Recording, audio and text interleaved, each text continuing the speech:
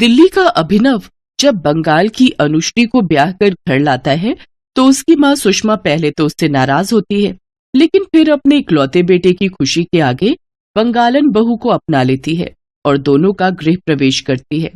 अगले दिन सुबह अनुश्री ट्रेडिशनल सफेद रंग की बंगाली साड़ी पहनकर तैयार होती है और अपनी सास के पैर छूती है तो उसकी सास सुषमा उससे कहती है, हे राम, शादी के पहले ही दिन सफेद साड़ी, जा इसे बदल कर।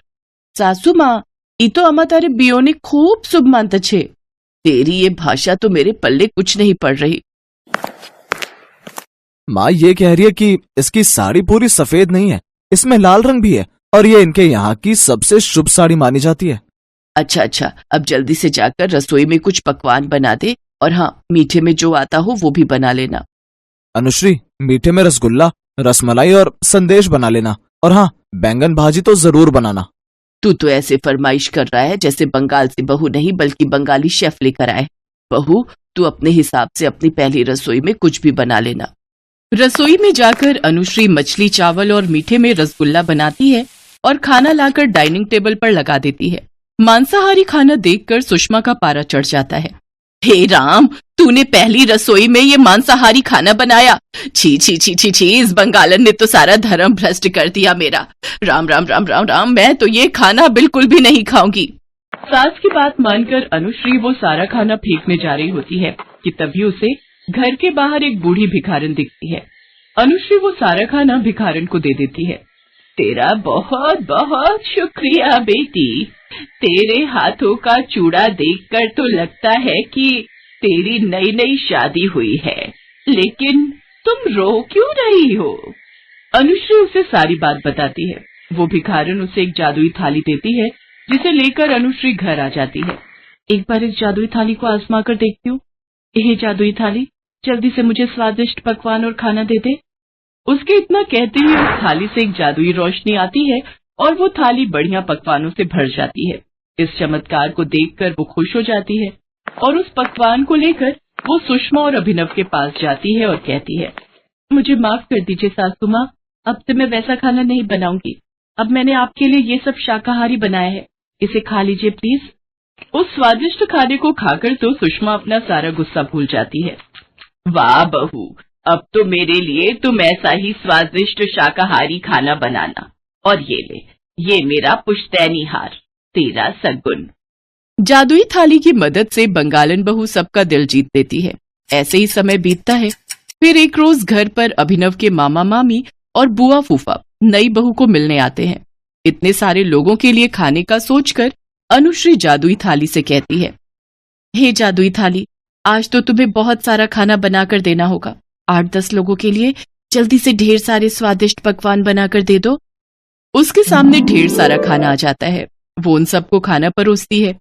सभी उसके खाने की खूब तारीफ करते हैं और उसे ढेर सारा आशीर्वाद और शगुन देकर चले जाते हैं। लेकिन एक रोज जादुई थाली से खाना मांगते उसे उसकी सास देख लेती है। अच्छा, तो तू इतने समय से हमें जादुई थाली से खाना लाकर खिला रही थी, तूने खुद क्यों नहीं बनाया? हाँ, क्योंकि माँ जी मुझे शाकाहारी खाना बनाना ही नहीं आता, और ये बात मैं आपको बताती तो आप मुझे बहुत डांटती।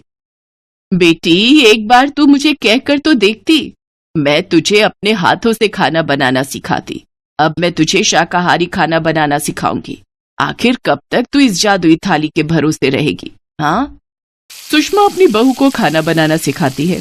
कुछ ही दिनों में अनुश्री बहुत ही अच्छा खाना बनाना सीख जाती है और अब वो अपने पति और सास को अपने हाथों से बना खाना ही खिलाती और उनसे ढेरों तारीफें पाती। अब उसकी सारी परेशानियां खत्म हो गईं और वो खुशी खुशी अपने परिवार के साथ रहने लगी।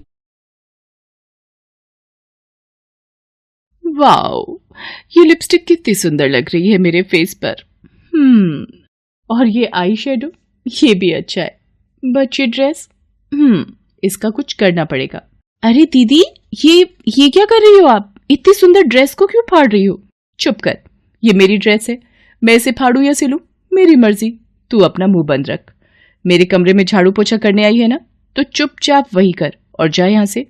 झाड़ू पोछा तो मैंने सुबह ही कर दिया था दीदी, मैं उसके लिए नहीं आई। तो फिर क्यों आई है यहाँ? वो दीदी, कल कॉलेज में फ्रेशर पार्टी है, तो पार्टी के लिए क्या आप मेरा मेकअप कर दोगी? क्या कहा? मेकअप? उससे क्या होगा? तू काली कलूटी मेरे जैसी गोरी चिट्टी दिखने लगेगी क्या? और वैसे एक बात तो बता, तू पहनने वाली क्या है पार्टी में? वो माँ की एक साड़ी है मेरे पास, वही पहन लूंगी। सच में यार, तेरा कुछ नहीं हो सकता। एक तो ऐसी बकवास शक्ल, ऊपर से साड़ी। इससे अच्छा तो ये रहेगा कि तू फ्रेशर पार्टी में जा ही मत। ये तेरे लिए भी अच्छा रहेगा और मेरे लिए भी। इतना कहकर शैली कमरे से बाहर निकल गई। शैली और सोनी एक दूसरे की कजिन थी। सोनी शैली की बुआ की बेटी थी, जो पहले अपने पिता और फिर अपनी माँ शीला की मौत के बाद बिल्कुल अकेली पड़ गई थी। ऐसे में उसके मामा यानी शैली के पिता राजेंद्र ने सोनी को सहारा दिया और वो उसे अपने घर लेकर आ गए। उन्होंने सोनी का एडमिशन शैली के साथ उसी के कॉलेज में करवा दिया।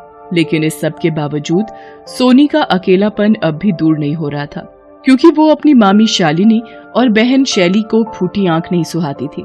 दरअसल सोनी का रंग थोड़ा दबा हुआ था, इस वजह से वो दोनों ही हमेशा उसका मजाक उड़ाया करती थी। मामी जी, मैंने नाश्ता बना दिया है, अब मैं जाऊं? क्यों, घर में बस नाश्ता ही बनाना होता है क्या? वो इतने सारे कपड़े पड़े हैं, उन्हें कब धोएगी? मामी जी, लेकिन मुझे तो कॉलेज जाना है।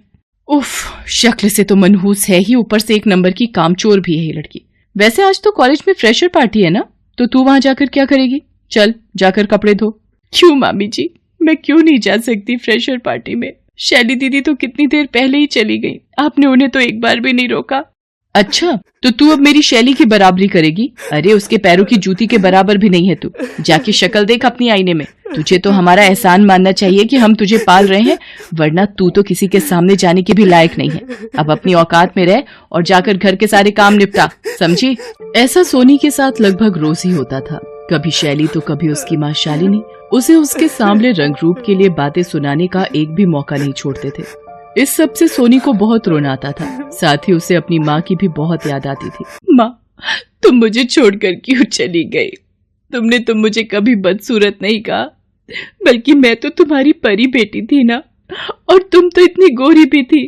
फिर मैं ऐसी क्यों हूँ माँ, क्यों हूँ मैं ऐसी? सोनी अपनी माँ की फोटो को गले लगाकर जोर जोर से रोने लगती है। तभी उसे एहसास होता है कि उस फोटो का फोटो फ्रेम कुछ टूट सा रहा था। सोनी उसे ठीक करने की कोशिश करती है, लेकिन वो ठीक होने के बजाय 2 हिस्सों में टूट जाता है। सोनी ये देखकर चौंक जाती है कि उस फोटो फ्रेम के अंदर एक चाबी थी। अरे ये चाबी, ये किस ताले की चाबी है और ये माँ की फोटो के अंदर कैसे आई? तभी अचानक उसे कुछ याद आता है। अरे कहीं ये चाबी उस ताले की तो नहीं? सोनी फौरन वहां से उठकर अपनी माँ के पुराने संदूक के पास जाती है और उसे खोलती है। उस संदूक में सोनी ने अपनी माँ की चीजें संभाल कर रखी हुई थी। उस सामान में एक बॉक्स भी था जिस पर ताला लगा हुआ था। सोनी ने अपनी माँ के जीते जी वो बॉक्स कभी घर में नहीं देखा, लेकिन जब उसकी माँ की मौत हुई तो वो बॉक्स उसकी माँ के सामान से ही मिला। हालांकि उस वक्त सोनी उस बॉक्स पर लगे ताले की वजह से उसे खोल नहीं पाई, लेकिन अब उसके पास एक चाबी थी। सोनी फौरन उस चाबी से उस बॉक्स के ताले को खोलने की कोशिश करती है। अरे ये ताला तो खुल गया, लेकिन माँ ने इस चाबी को इतना छिपाकर क्यों रखा था? जरूर इसमें कोई खास चीज है। सोनी उस बॉक्स को खोलकर देखती है तो उसमें एक लाल मखमल के कपड़े में लिपटी हुई एक फेस क्रीम रखी हुई थी। ये तो वही फेस क्रीम है जो माँ हर रोज अपने चेहरे पर लगाया करती थी, पर माँ ने इसे इस बॉक्स में क्यों रखा, वो भी ताला लगाकर? सोनी उस बॉक्स को अच्छे से अलट पलट कर देखती है तो उस बॉक्स में से एक कागज भी निकलता है। वो एक चिट्ठी थी जिसे सोनी की माँ ने उसके लिए लिखा था। सोनी उसे खोलकर पढ़ना शुरू करती है। सोनी मेरी बच्ची, इस चिट्ठी के साथ जो फेस क्रीम तुम्हें मिली है ये कोई साधारण क्रीम नहीं है, बल्कि ये एक जादुई क्रीम है। तुम हमेशा मुझसे एक ही सवाल पूछती हो कि जब मैं इतनी गोरी हूं तो तुम सांवली कैसे? बेटा, आज मैं तुम्हें एक बहुत बड़ी सच्चाई बताने जा रही हूं। सच तो ये है कि मैं भी तुम्हारी तरह ही बचपन से सांवली थी। मुझे कहीं जाना अच्छा नहीं लगता था क्योंकि सभी लोग मेरे सांवलेपन का मजाक उड़ाया करते थे। मैं सारा दिन अपने घर में ही बंद रहा करती थी, लेकिन फिर एक दिन मुझे ये जादुई फेस क्रीम मिली। इसे लगाते ही मेरा रंग रूप ऐसा बदला कि मेरी जिंदगी बदल गई। अब तुम भी बड़ी हो रही हो, मैं अब ये जादुई क्रीम तुम्हें देना चाहती हूँ, लेकिन इसके साथ ही एक बात और है जो तुम्हें जान लेनी चाहिए। सोनी की माँ उसे और क्या बताना चाहती थी ये सोनी नहीं जान सकी, क्योंकि इसके आगे चिट्ठी का कागज फटा हुआ था। अब क्या करूं, पता नहीं माँ मुझे क्या बताना चाहती थी। वो सब बाद में सोचूंगी। फिलहाल तो ये देखना चाहिए कि क्या सच में ये एक जादुई फेस क्रीम है। सोनी उस क्रीम को लेकर आईने के सामने जाती है और फिर थोड़ी सी क्रीम निकालकर उसे अपने चेहरे पर अच्छे से मलती है। इसके तुरंत बाद सोनी के आसपास कुछ चमक सी उठती है, जिसकी वजह से सोनी की आंखें बंद हो जाती हैं और फिर ये मैं हूँ? क्या सच में ये मैं ही हूँ? ये तो कमाल हो गया। ये तो सच में एक जादुई फेस क्रीम है। सोनी का चेहरा पूरी तरह से बदल चुका था। उसका चेहरा एकदम साफ और रंगत गोरी हो गई थी। इतना ही नहीं, उसके चेहरे पर खुद ब खुद ही हल्का मेकअप भी हो गया था। सोनी ने ध्यान दिया कि उस जादुई फेस क्रीम को लगाने के बाद वो बिल्कुल वैसी ही दिख रही थी जैसी कि वो हमेशा से दिखना चाहती थी। सोनी बहुत खुश थी। सुंदर दिखने की उसकी इच्छा आखिरकार पूरी हो गई थी। वो फौरन अपनी माँ की साड़ी पहनकर तैयार हुई और अपने कॉलेज की फ्रेशर पार्टी में पहुंच गई। पार्टी में अब तक सिर्फ शैली की ही चर्चा हो रही थी, लेकिन सोनी के वहां आते ही सबकी नजरें सोनी पर ही जा टिकी। रोहन, कहाँ जा रहे हो? चलो ना डांस करते हैं। नहीं, मेरा मतलब है अभी नहीं, थोड़ी देर में करते ना। इतना कहकर शैली का अच्छा दोस्त रोहन वहाँ से चला जाता है और सीधा सोनी के पास जाकर उसे डांस के लिए पूछता है। ये देखकर शैली को बहुत गुस्सा आता है, लेकिन वो कुछ नहीं कर पाती क्योंकि वो तो सोनी को पहचान ही नहीं पाई थी। दूसरी तरफ सोनी को पहली बार कहीं इतनी अहमियत मिल रही थी। वो रोहन के साथ काफी देर तक डांस करती है और फिर पार्टी के बाद वो वापस घर आ जाती है। घर आकर वो जैसे ही अपना मुंह धोती है तो उसका चेहरा पहले की तरह हो जाता है। अच्छा, तो इसका मतलब मुझे इस क्रीम को लगाने के बाद पानी से दूर रहना पड़ेगा। सोनी किसी को भी उस जादुई फेस क्रीम के बारे में नहीं बताती। वो घर से निकलने से पहले चुपचाप उस फेस क्रीम को लगा लेती और फिर वापस घर आने से पहले ही पानी से अपना चेहरा धो लेती। ऐसा कई दिनों तक चलता रहा, लेकिन फिर एक दिन कॉलेज के वॉशरूम में शैली ने सोनी को अपना चेहरा धोते हुए देख लिया।